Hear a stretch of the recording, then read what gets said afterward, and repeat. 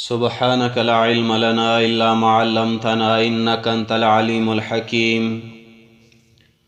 رب اشرح لي صدري ويسر لي أمري واحلل عقدة من لساني يفقه قولي. رب زدني علما، رب يسر ولا تعسر وتمم بالخير. أعوذ بالله من الشيطان الرجيم.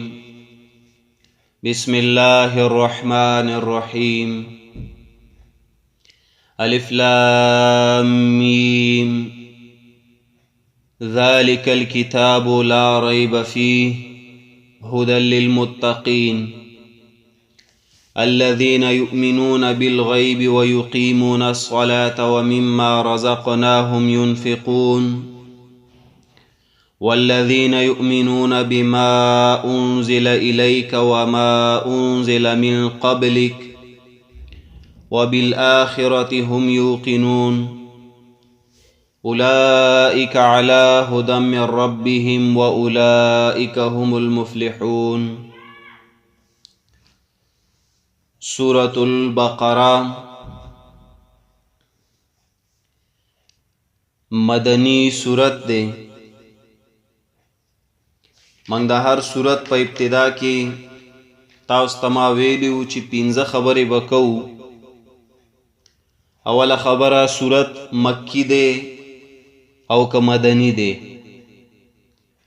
ترتیب نزولی څه دی او ترتیب مصحفی څه دی، دا یوه خبره. دویمه خبره به کوو ربط د سورت د ما قبل سره، چې د دوو سورتونو په منځ کې تعلق، مناسبت یا دې ته ربط هم وایي، دا څه دی. دریمه خبره کوو د هر سورت په ابتدا کې امتیازات د سورت، هغه کومې خبرې دي چې په دې سورت کې شته او په نورو کې نشته، هغې ته امتیازات وایي او دا ډېر اهم علم دی. بیا څلورمه خبره ذکر کوو مقصد د سورت، چې د سورت اصل مقصد، اصل دعوه څه ده. او بیا پنځمه خبره ذکر کوو تقسیم د سورت، چې سورت څو حصې دی، په څو حصو کې تقسیم شوی دی. نو دا 15 خبرې به انشاءالله تاسو د هر سورت په ابتدا کې اورئ، ګورئ به. یو خبره سورت مکی دی که مدنی، نزولا او ترتیبا سویم دی. دویم ربط د سورت، دریم امتیازات د سورت، څلورم مقصد د سورت او پنځم تقسیم د سورت. نو اوس دا اوله خبره ذکر کوو چې سورت البقره دا مدنی سورت دی. که تاسو قرآن مجیدونو کې مګورئ لیکلی دی ورته سورت البقره مدنیتون. سورت البقره مدنی سورت دی. دیزی کی یو نقطه یاد ساتي چې کله اوئی سورت البقره مدنیه، نو تاسو ډایرک پوه شئ چې یاره په دې سورت کې زیات تر بیان به د احکامات وي، خو ورسره قاعد بم بیانوي. او چې کله وی سورت الفاتحه، لکه وروسته مونږ وی سورت الفاتحه مکیتون، سورت الفاتحه مکی سورتو. په سورت الفاتحه کې زیات تر تاسو کته چې عقاید بیانو پکې. نو دا خبره یاد ساتئ، د مکی او د مدنی سورتونو ترمنځ یو فرق کچام پښتنه وکړه چې سورت مکی وي او سورت مدنی وي، دی دوانو کې فرق بسوي. نو یو فرق به ورته تاسو ښایي چې په مکی سورتونو کې تش د عقایدو بیان کوي، د ایمان خبرې کوي، او په مدنی سورتونو کې عقاید ایمان هم بیانوي، خو زیات په هغې کې بیا د اعمالو بیان کوي، د احکاماتو بیان کوي. نو دا یو فرق دی په منځ د مکی او مدنی سورتونو. دویم فرق هم دا دی، اکثر خلق غلط تعریف کوي، مکی هغه سورتونه دي چې په مکه کې نازل شوي او مدنی هغه چې مدینه کې نازل شوي. حالانکه دا خبره غلطه ده.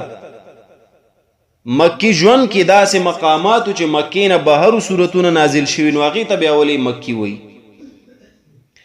او په مدینه کې هم داسې صورتونه وو چې مدینې نه بهر نورو ځایونو کې نازل شوي هغې ته بیا مدني ولې وایي دا تعریف غلط دی اصل کې مکی صورتونه هر هغه صورت ته وویلی شي چې هغه د هجرت نه قبل د هجرت نه مخکې نازل شوي نو دې ته مکی صورت وایي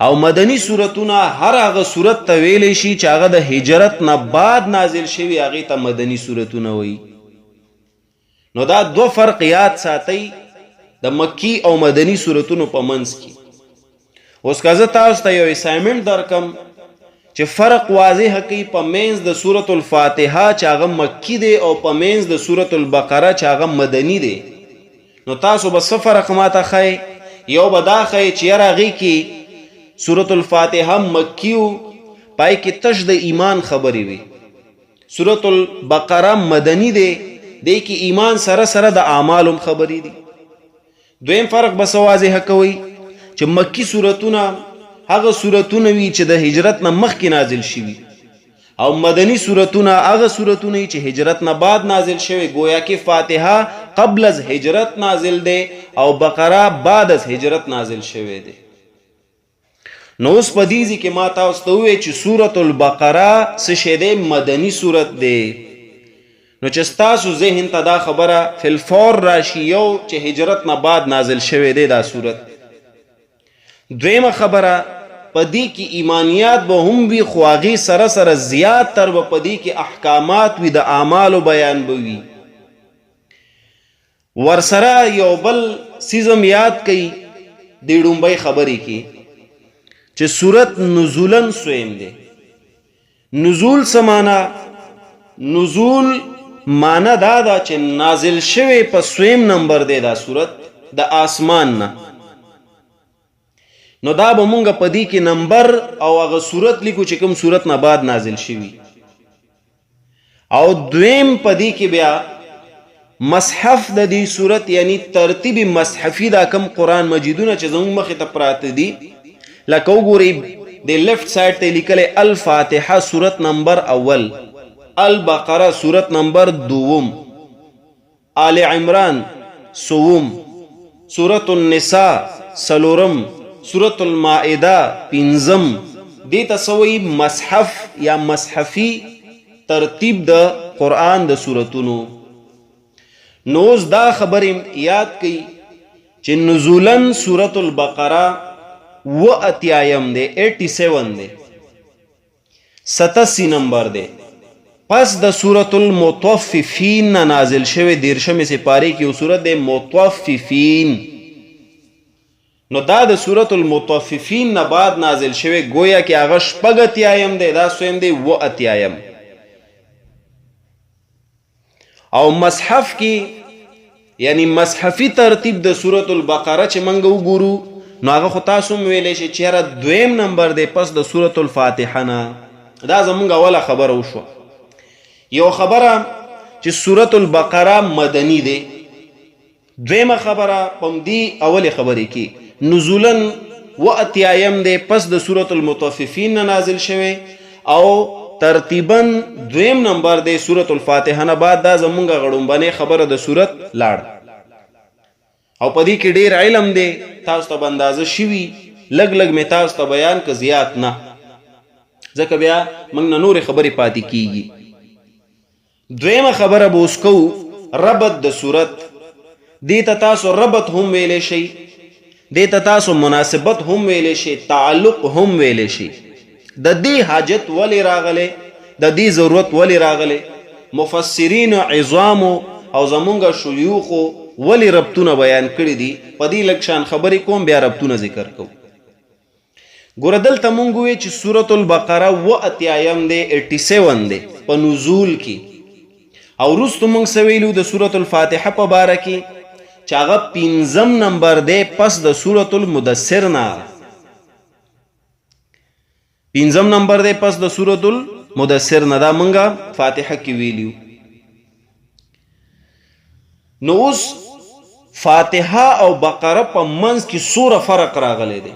فاتحه 5 دی او بقره 8 دا خو په منځ کې ډیر سورتونه راغی، تقریبا 1 تقریبا داسې 1 سورتونه راغی منځ کې.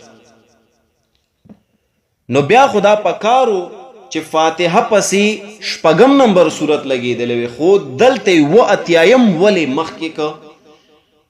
نو د دې ولې جواب منګه پر ربط سره کوو، ربطونه ورله ذکر کوو، تعلق ذکر کوو چې دراصل د دې 2 سورتونو خپلو کې دا تعلقو، دا ربطونو، دا مناسبتونو. ځکه الله رب کریم 6 نمبر 1 نمبر پریخو، 5 پسې الله تعالی فی الفور 8 لګولو. نو دا اوس هغه دویمه خبره ده د سورت چې دې ته موږ وایو ربط د سورت د ما سبقه سره نه د سورت الفاتحه سره. نو اوس تاسو هیډینګ ورکړئ ربط، یو طرف ته خپل سورت الفاتحه خبرې لیکئ خي طرف ته، او ګس طرف ته د سورت البقره خبرې لیکئ. اول ربط د سورت الفاتحه د سورت البقره سره.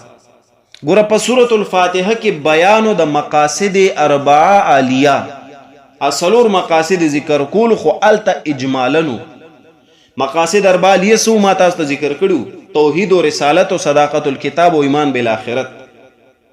نو سورت الفاتحه کې مقاصد 4 عالیه اجمالا مختصر ولتا.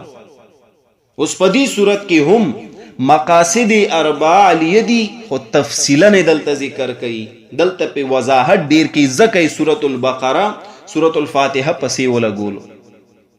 دویمه وجه، دویم ربط، مخکې صورت کې رد شو د تمام فرق باطلو،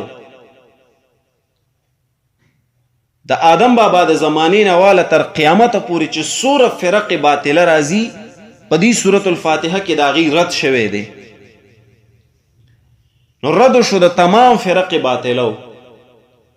اوس په دې صورت کې پاغه فرق باطلو کې یو فرقه رالی چې هغه يهوديان دي، چې په عام الفاظو کې مونږ وایو ناکاره مولیان دي، دا غي رد کوي. په تمام فرق باطلو کې دلته د يهودو یعنی د مولیانو رد شروع کو، دی وجه سورۃ البقره سورۃ الفاتحه پسې ولګول. او دا اشاره دی ته وکړه چې په دې تمام فرقو کې چې کومه غلطه فرقه دغه دغه يهود دغه مولیان دي، د دې د وجه دا نورې فرقې جوړیږي. نو ځکه دا اول دو ربطونه شو. دریم ربط، ګوره مخکې صورت اول آیت کې ویل چې الحمدلله یعنی خالق دا یو سیز الله دی. اوس دلته آیت نمبر 21 کې داغي وضاحت وکي. آیت نمبر 21 کې به وضاحت وی. 21 نمبر آیت: یا ایها الناس اعبدوا ربکم الذی خلقکم والذین من قبلکم. څنګه خالق دی؟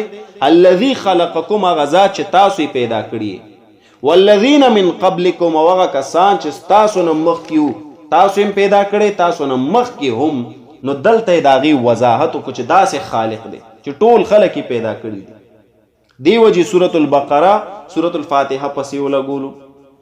بل وجه سلورم ربط، مخکې صورت کې بیانو شو په اول آیت کې د لله، او په لله کې منګه مسله د الہ بیان کړي. کتا است یادي مخکې سورۃ الفاتحه کې بیانو شو په لله کې مسأله د الہ، خالته مختصرو. اوس په دې صورت آیت نمبر 163 کې 163 نمبر آیت په دې کې وضاحت ده دا الہ د مسلې. 163 په دې دوه آیتونو کې 163 164 کې دلته وضاحت د الہ د مسلې کوي. دی وجه سورۃ البقره سورۃ الفاتحه پسې ولګولو. پنځم ربط، مخکې صورت اول آیت کې الله رب کریم فرمایل رب العالمین، پالون کې د ټولو مخلوقات. اوس دلته په آیت نمبر 22 کې 22 نمبر آیت کې داغي وضاحت کې چې څنګه پالي الذي جعل لكم الارض فراشا، زمکه ورله فرش ګرځولې، والسماء بناء، او اسمان چھت ګرځولې، وانزل من السماء ماء، او راوري د برنه باران اوبه، نو روباسي په دې سره د میوونه خوراک ستاسو د پاره، برن اوبه راوري ښکته نه میوې روباسي، داسې پالنه کوي، داسې رب دی د عالمین. نو مخکې صورت کې بیانو د رب العالمین په ډومبني آیت کې، اوس دلته د هغې وضاحت کې په 22 کې 15 شو، شپږم ربط. مخکې صورت 2 آیت کې ویل الرحمن الرحیم، عام مهربانو والا ذات دی، خاص مهربانو والا ذات. اوس په دې صورت کې د هغې نمونه ذکر کوي، د عام مهربانۍ نمونه ذکر کوي په آیت نمبر 21 22 کې. د دې ځینې شروع کوي په لفظ ناس سره، یا ایها الناس، چې مهربانۍ عامې دي، یعنی ناس ټولو خلکو ته رسیدلی دي. او ورسره خاص مهربانۍ نمونه هم ذکر کوي چې خطاب کوي په یا بني اسرائیل سره په آیت نمبر 40 کې، چې مهربانۍ خاص هم کړي دي خو په بني اسرائیلو باندې کړي. مخکې صورت 2 آیت کې ویل الرحمن الرحیم، عام مهربانو والا ذات دی، خاص مهربانو والا ذات دی. اوس دلته دغه عام مهربانۍ هم نمونه ذکر کوي په 21 کې چې په ټولو خلکو کې مهربانۍ شته او کړی دی. او په آیت نمبر 40 کې د بني اسرائیلو ذکر کوي، هلته خاص مهرباني په بني اسرائیلو ذکر کوي. دی وجې بقره فاتحه پسې ولګولو شپږمه وجه، نه دا شپږ شو، اومه وجه. مخکې صورت آیت نمبر 3 کې ویل مالک یوم الدین، واقدار دی د ورځې د سزا او جزا. اوس دلته په آیت نمبر 48 کې د هغې وضاحت کی چې څنګه مالک دی. انشاءالله په خپل ځای به د دې وضاحت ګورو. بیا آیت 48 نمبر آیت. اتم ربط مخکې صورت آیت 4 کې ویل ایاک نعبدو، خاص تا عبادت کو، د بل چا نه کو. اوس دلته په 21 کې د هغې علت ذکر کوي، ولې عبادت د الله کو د بل چا نه کو؟ ځکه چې د الله امر دی یا ایها الناس اعبدو، او خلکو د الله عبادت وکړي. مخکې صورت آیت نمبر 4 کې ویل ایاک نعبدو، خاص تا عبادت کو. اوس په دې صورت 21 نمبر آیت کې 21 نمبر آیت کې وایي علت ورله ذکر کی چې ولې عبادت کو؟ ځکه چې د الله امر دی په دې باندې. نهم ربط مخکې صورت کې ویل ایاک نستعین، خاص تانه امداد غواړو، د بل چانه نه غواړو. اوس دلته 45 کې د هغې علت ذکر کوي چې ولې د الله نه امداد غواړو؟ ځکه الله امر کړی دی واستعینوا بالصبر والصلاة، او امداد غواړئ د الله نه په صبر سره، صبر کوئ، استقامت نه کار لئ، والصلاة، او په مونځ سره، مونځ ډیر ډیر کوئ، الله به امداد کوي. لسم ربط مخکې صورت 5 آیت کې ویل اهدنا الصراط المستقیم، مضبوط کومونګه په لاره نیغه. نو لاره نیغه څه ده؟ په دې صورت 2 آیت کې د هغې وضاحت درته کوي ذالک الکتاب لا ریب فیه هدی للمتقین. ذالک الکتاب، دا کامل کتاب دی، دی کې هدایت دی، دی کې مضبوطوالی دی. دی وجې بقره فاتحه پسې ولګولو. 11 وجه مخکې صورت کې بیان وکړو په آیت نمبر 6 کې د منعم علیهم، چې پچا د الله تعالی انعامات شوي او انعمت علیهم کې. اوس په دې صورت خپل ته اختصار سره او خم مختصر ذکر کولو. مخکې صورت 6 آیت کې بیان وکړو د منعم علیهم په اختصار سره مختصرا. په دې صورت 2 او 3 آیت کې، 3 او 4 آیت کې، 2 3 نه 3 او 4 آیت کې داغي وضاحت کی اوصاف 5 ورله ذکر کوي. دی وجه بقره فاتحه پسې ولګول. بل وجه 12 مخکې صورت 9 آیت کې بیانو کو د مغضوب علیهم مختصرا، چې څوک د الله د غضب مستحق ګرځېدلی، هغه مختصر ذکر کړو. اوس دلته داغي وضاحت کوي آیت نمبر 6 کې. بل ربط 14 مخکې صورت په 9 آیت کې بیانو کو د ضالینو، گمراهانو، خو مختصرا گمراهان څوک دي؟ نو دلته په دې صورت آیت نمبر 8 نواله 14 پورې 8 نواله 16 پورې داغي وضاحت کوي په لسو خباستونو سره. دی وجه سورة البقره سورة الفاتحه پسې ولګولو. 14 ربط مخکی صورت کې اول کې اوصاف خمسه د الله ذکر شه، 15 صفات د الله ذکر شه، لله، رب، رحمان، رحیم، مالک. اوس په دې صورت کې نفی او شرک کوي بالادله الخمسه، نفی د شرک کوي په 15 قسم دلایل سره. آیت نمبر 114 115 کې لګو ګورئ د سورة البقره 114 116 نمبر آیت، 160 نمبر آیت او 117 چې وروسته د الله تعالی 15 صفات ذکر کړ. اوس په دې صورت کې نفی کوي د شرک په 15 دلایل سره چې ځکه دا صفات الله لدی. اول سبحانه، پاک دی غزا، بل له ما فی السماوات والارض، اختیار غل د اسمانونو د زمکو دی، کل له قانتون، ټول غل عاجز دي. درې بدیو سماوات والارض، اسمان زمکه پیدا کړي. سلور و اذا قضى امرا فانما يقول له كن فيكون، چې یو کار کین واغې ته وي شاغ وشي. نو ځکه الله رب کریم لدا 15 صاف دي. نو دی وجه سورة البقره سورة الفاتحه پسې ولګولو.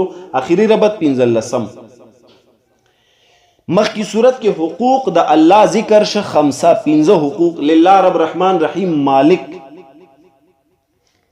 اوس دلته په دې صورت آیت 215 کی 215 215 نمبر آیت کی مصارف خمسه ذکر کئی د خیرات د صدقاتو. 15 مصارف ذکر کئی د صدقات چې کم کم ذکر وی لګوي د پاره د حقوق العباد. نو پاغي کې فلیل والدین یو، والاقربین 2، والیتاما 3، والمساکین 4، وابن السبیل 15. نو الته حقوق الله ذکر که 5، دلته حقوق العباد ذکر کوي 5 د 15 خلقو د پاره. دی وجه سورة البقره سورة الفاتحه پسې ولګولو. دین علاوه نورم ربطونه جوړیږي. د شیخ القرآن رحمه الله کتاب چوغوري هغه کې بلا ربطونه دي. سیوطی رحمت الله علیه کتاب چوغوري هغه کې 50 کا سوره ربطونه ذکر کړي. خو بیا خبر ډیر وګدي دا ډیر. اوس درېمه خبره کو د صورت چاغه د امتیازات د صورت، چې صورت کې کمی کمی خبرې دي چې هغه نورو صورتونو کې نشته. دا ډیر اهم علم دی او کوشش کوئ د هر صورت امتیازات یاد کړئ. دا صورت ډیره خبرې وتا تاسو ته یاد شي. اول امتیاز، صورت ممتاز دی پدې چې دا طویل صورت دی د ټول قرآن. دی پشان صورت طویل انداز کې نشته په اعتبار د الفاظو. تقریبا 2.5 سپاری صورت. دویم امتیاز، صورت ممتاز دی په مفصل بیان د بنی اسرائیل یعنی د یهودو. کتا ته چاوي د یهودو تفصیلی بیان کم ځای دی ورته سورۃ البقره، حالانکه داغي پنوم مستقل صورت هم شته بنی اسرائیل سورۃ الاسراء. حال د دوره مفصل بیان نشته دغه خلکو. په دې صورت کې ډیر مفصل بیان دی. صورت ممتاز دی په مفصل بیان د بنی اسرائیلو. دریم امتیاز، صورت ممتاز دی په بیان د اصول مهمه او اصول ممده. اصول مهمه سلور دی، توحید دی، رسالت دی، صداقت د کتاب دی او ایمان بالآخرت، کم ته چې موږ مقاصد اربع لیو وایو. اصول ممدم سلور دی، جهاد دی، انفاق دی، آداب او تنظیم دی. په دې صورت کې دغه دوانه اصول مهمه او اصول ممده بیانې، خو پدې کې رومبني دوا مفصل بیانې لکه اصول مهمو کې دوا پهلنی توحید او رسالت تفصیلی بیانې. صداقت الکتاب او ایمان بالآخرت هغه بیا مختصر یا ضمنن ذکر کړي. همدا شان اصول ممدو کې رومبني دوا جهاد او انفاق تفصیلی بیانې، او بیا ورپسې چې تنظیم دی او آداب دی هغه ضمنن مختصرا بیانې. د بل صورت داس امتیاز نشته چې اصول مهمه او اصول ممده دوانه بیان کړي. سلورم امتیاز، صورت ممتاز دی په قصص 5 چې پاغي کې حیات بعد الممات الله ذکر کړي. پس 15 واقعاتو چې پاغي کې الله تعالی ژوند ذکر کړي پس د مرګ نه په دې دنیا کې داسې 15 واقعات تیر شوي دي چې الله تعالی مړي را ژوند کړي دي. لکه پاغي کې اوله واقع به وي قتل النفس په دې صورت کې چې یو تن وجل او هغه الله ژوند کړي دي. دویم حیات بعد الممات، د بنی اسرائیل او 80 تنان مړه شوي دي الله واپس ژوندي کړي، 2 شو. دریم د ابراهیم علیه السلام واقعه، پاغي کې چنچڼي دی الله تعالی هغه را ژوندي کړي دوباره. څلورم د عزیر علیه السلام واقعه چې مړ شوی الله واپس ژوندي کړي دي. او پنځم د ناکبین عن الجهاد، د جهاد نه څخه خلک اوړېدلي دي الله مړه کړي واپس ژوندي شوي دي. نو دا 15 واقعات په دې صورت کې دی، بل ځای نشته.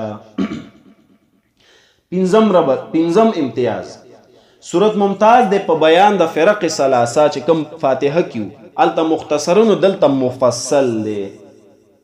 شپږم امتیاز، صورت ممتاز دی په امثالو للفریقین، 2 مثالونه ذکر کوي د اور او د اوبو د پار د 2 فرقو، بل زیدا شان امثال نشتا. آیت نمبر 18 اتلسم نلسم شلم کی. بل امتیاز، صورت ممتاز دی په واقعه د ذبح البقر چې یو بقر ذبح کړي دی، بقره غوای ذبح کړي. آیت نمبر 65 نواله تر 1 پوری 67 نواله 71 پوری واقع د ذبح البقر، بل زیدا شان نشتا. بل امتیاز، اتم نمبر، صورت ممتاز دی په مباهله د یهود سره، مباهله پس د مناظره وی، دا به ان شاء الله په خپل ځای وضاحت کوم. په مباهله د یهود سره آیت نمبر دی 94. بل امتیاز نهم، صورت ممتاز دی په بیان د هاروت او ماروت، آیت 102 کی. هاروت او ماروت ملائکه، 2 ملائکه دي ان شاء الله په خپل ځای وضاحت کو، بل ځای د دې بیان نشته. لسم امتیاز، صورت ممتاز دی په بیان د نسخه څه ته وایي په خپل ځای به ان شاء الله وضاحت کو. ناسخ او منسوخ د الفاظ به تاسو اوریدلی. نسخه څه ته وایي هغه په دې صورت کې بیانې 1 آیت کې 106 نمبر آیت کې، بل ځای دا شان بیان نشته. صورت ممتاز دی په تحویل د قبله چې قبله باغی کې بدلون راغلی دی. د آیت نمبر 142 نه 142 نه شروع کی تر 151 پوری، بل زیدا شان بیان نشتا مفصل. بل امتیاز 12، صورت ممتاز دی په ابتدائی منزل د جهاد. د جهاد 3 منازل ذکر کوي، ابتدائی، درمیانی، اخری. ابتدائی منزل دلته ذکر کوي. آیت 1 نه تر 200 پوری، 100 نه شروع کی 210 پوری، 177 نه 242 پوری، بل زیدا شان بیان نشتا. بل امتیاز دی 14، صورت ممتاز دی په واقعه د طالوت او د جالوت. آیت نمبر 246 نه 251 پوری، 246 نواله تر 251 پوری. بل امتیاز، صورت ممتاز دی په اعظم آیت د دې صورت، آیت نمبر 255 آیت الکرسی. بل امتیاز، صورت ممتاز دی په مناظره د ابراهیم علیه السلام او د نمرود، 258 کی 258 کی، بل زیدا شان بیان نشته. 14 امتیاز، صورت ممتاز دی په امثال د پاره د انفاق، عجیبه مثالونه ذکر کوي. آیت نمبر 261 نه 265 پوری، 261 نه 266 پوری، بل زیدا شان بیان نشته. بل امتیاز، صورت ممتاز دی په هغه آیت چې په اعتبار د نزول اخیری دی، 281. بل امتیاز، صورت ممتاز دی 13 امتیاز شو، صورت ممتاز دی په هغه آیت طویله چې په تمام قرآن کې داغینا اوږد طویل آیت نشته، او پاغي کې 4 معاملات هم ذکر کړي، د قرض معامله، د نقد معامله، د رهن معامله او اعتماد. 282 کی 282 نمبر آیت کی. دا 13 امتیازات نورم پدې کې شته. د غډیر دی مقصد د صورت 4 خبره. صورت کې 4 خبرې دي. مقصد د صورت بیان د 4 مسلو، هماغه اثبات توحید، اثبات رسالت، جهاد فی سبیل الله او انفاق فی سبیل الله. دا څلور خبرې به روزانه ذکر کوو. په دې صورت کې دا ثابتې چې الله په ذات او صفات کې یو دی. دویم په صورت کې دا خبره ثابتې چې رسالت د رسول الله صلی الله علیه وسلم برحق دی. دریم دا ثابتې چې جهاد به کوي د الله په لاره، او څلورم دا ثابتې مال به هم لګوي د الله په لاره. نو په دې صورت کې څلور مسلې دي: اثبات توحید، اثبات رسالت، جهاد فی سبیل الله او انفاق فی سبیل الله. پنځمه خبره تقسیم د صورت تقسیم دی په څلورو حصو. څنګه چې صورت کې څلور مسلې دي دا شان تقسیم په څلورو حصو دی. اول حصہ سل آیتونه دي ډومبني، په دې کې اثبات توحید ذکر کړي. دویمه حصہ یوسل یونه یوسل شپږویایمه پورې 176 پورې په دې کې اثبات رسالت ذکر کړي. دریمه حصہ یوسل وویانه 253 177 نه 253 پورې دې کې جهاد فی سبیل الله. څلورمه حصہ 254 نه تر 284 پورې 254 نه 284 پورې په دې کې انفاق فی سبیل الله بیانې. نو دا څلور حصې دي د صورت کې څلور مسلې په څلورو حصو کې. فضیلت د سورۃ البقره، فضایل دار یو سورۃ ډیر دي، در سورۃ خپل فضایل او د دې سورۃ فضایل به ان شاء الله تاسو وګورئ. اول فضیلت د دې سورۃ احکام القرآن د ابن العربی رحمت الله علیه. هغه وی زر اوامر په دې سورۃ کې الله ذکر کوي 1000 او زر نواهی په دې صورت کې ذکر کړي. زر اوامر الله وی دا کارونه وکي، 1000 اوامر دي د الله. او دویم زر نواهی دي د الله رب کریم په دې صورت کې چې دا کارونه مکوي. دا یو لوی فضیلت د دې صورت چې زر اوامر او زر نواهی دا خو ډېر عجیبه صورت وي. دویم علوم القرآن د امام الزرکشی رحمت الله علیه. علوم القرآن هغه وی څلور زره دي په دې 4000. یو زر اوامر دي پکې، دویم زر نواهی دي پکې، دریم زر اخبارات دي واقعات، او څلورم زر احکامات دي پکې. حدیث کې راځي، دریم خبره نوٹ کړئ، حدیث کې راځي د ابو هريره رضی الله تعالی عنہ نقل دی، فرمایي وی رسول الله صلی الله علیه وسلم فرمایي لكل شيء صنام وان صنام القرآن سورة البقره. لكل شيء د هر یو سیز د پاره صنام کوهان وی، صنام د اوخ کوهان ته وی، بلندی وی در یو سیز. وان صنام القرآن یقینا کوهان یعنی بلندی د قرآن هغه څه دی سورة البقره. دا صورت په اعتبار د بیان، په اعتبار د عقیدې د بیان، د اعمالو د بیان دا ډیر بلند او بالا دی، څنګه چې د اوخ کوهان وی په تمام قرآن کې. روایت دی د ترمذی شریف. بل حدیث دی د ابو هريره نه نقل دی، رسول الله صلی الله علیه وسلم فرمایلی دی لا تجعلوا بيوتكم قبورا. رسول الله صلی الله علیه وسلم فرمایي خپل کورونه دا تاسو مقبرې ته مه جوړوئ. فإن البيت پس یقینا کور الذي تقرا چې پاغي کې لستلې شي فيه سورة البقره، پای کې سورة البقره لا يدخله الشيطان، شیطان التدن کېدین شي. د دې سورۃ دوره غټ فضیلت ده چې کم کور کې دا لستل کېږي دا سورۃ شیطان التدن کېدین شي.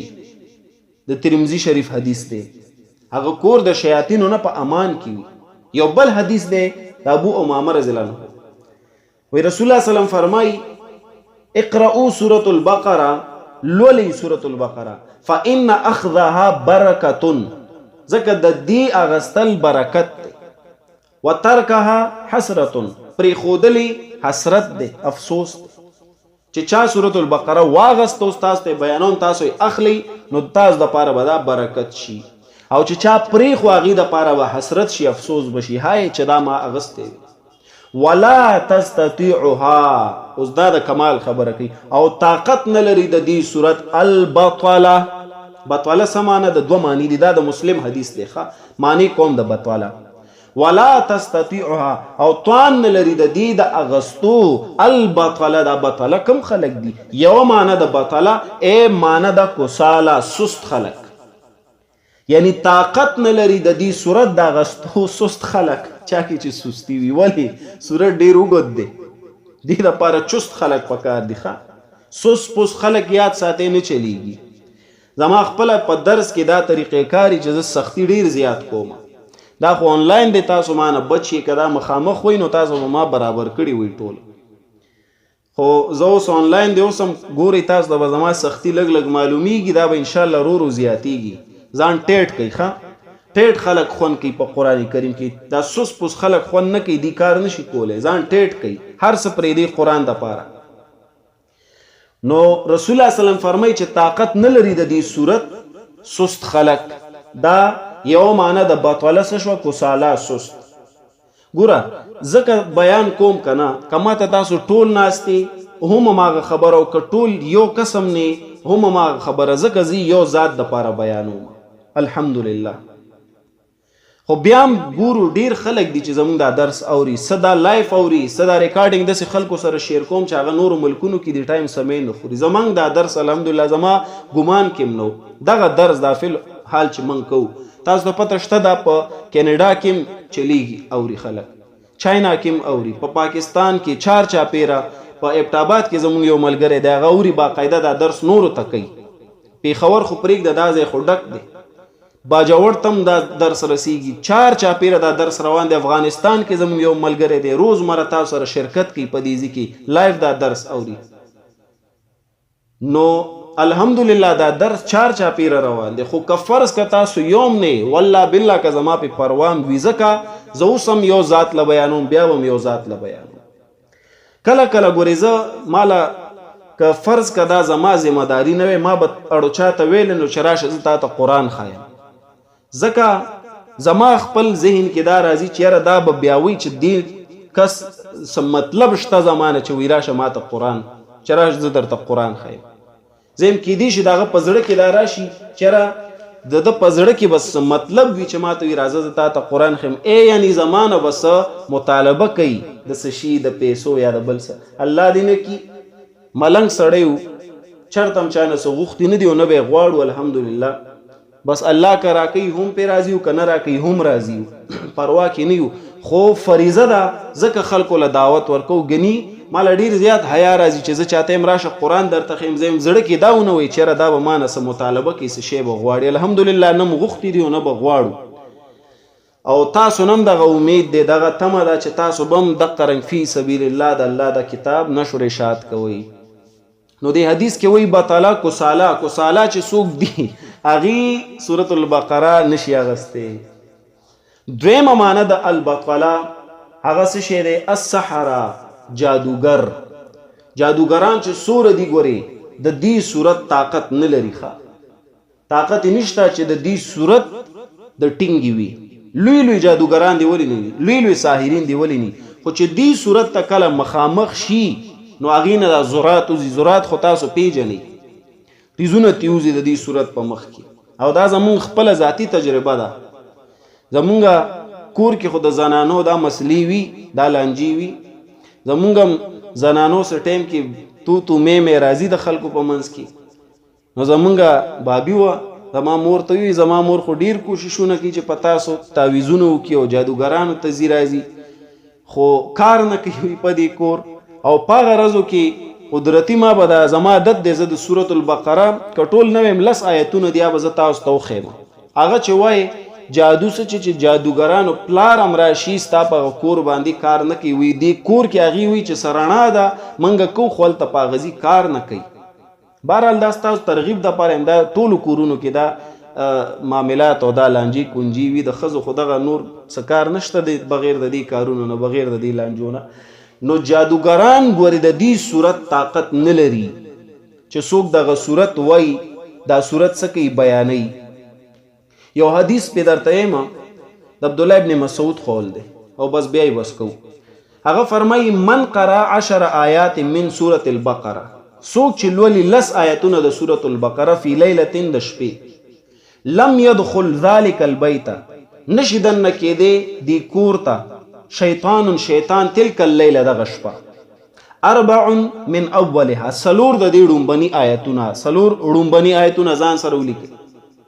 و آیت الکرسی او بیا ور پسې آیت الکرسی 255 و آیتان بعدها او دو آیتونه پس د آیت الکرسی نه شپږ او 50 نو دا څو شو وثلاث آیات من آخرها او 3 آیتونه د آخري چې کوم رکو د 3 آیات دي دا 10 آیتونه دي وای چې دا څوک لولي په کوم شپاغه کور ته شیطان نشي دننه کېدو دا به ما لستو په دې ساحرینو کې کتا سو ګوري دغه شیطانان ورلی جنټان دي دوی کار کوي دا خو نور څه شی نه وي کور ورته ټارګټ کی شیاطین ورولېږي هغې په حملې شروع کی او چې کله دا صورت وای نو شیطان چې راځي نو واپس منډې وخی تختی نو د دې صورت ډیر زیات نورم فضایل شته ځای په ځای به ان شاء الله ذکر کو منګه دا 15 خبرې د دې صورت په باره کې وکړې او فضیلت مو ذکر ک د دې صورت یو څو نمونه دي مایل ځنه ذکر کو خدا به سبانی سبق کې شي ان شاء الله او آیت بم سوا شروع کو وصلی الله تعالی علی خیر خلقه محمد و آله و صحبه اجمعین برحمتک یا ارحم الراحمین.